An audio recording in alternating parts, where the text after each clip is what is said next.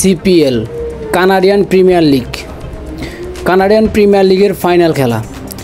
বাংলাদেশের ফুটবলপ্রেমী মানুষের কাছে এই ম্যাচটি একটু বেশি গুরুত্বপূর্ণ ছিল, কারণ একটাই, বাংলার ছেলে শামিত সোম খেলছেন কাবলারি এফসির হয়ে, তাদের প্রতিপক্ষ ছিল অ্যাথলেটিকো ওচাও। তবে খেলোয়াড়রা নিজেদের সেরাটা দিয়ে খেলতে পারেনি এই ম্যাচটি। সব কিছু ছাপিয়ে গেছে তুষারপাত, আকাশ থেকে যেন নেমে এসেছে বরফের বৃষ্টি। চারদিকে শুধু সাদা আর সাদা, মাঠের কোথাও নেই সবুজের চিহ্ন।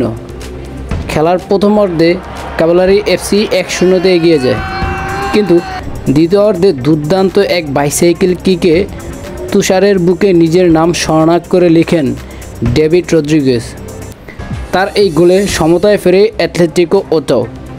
কাবলারি এফসির বুকে শেষ পেরেকটাও ঢুকিয়ে দেন এই ডেভিড রদ্রিগেজ।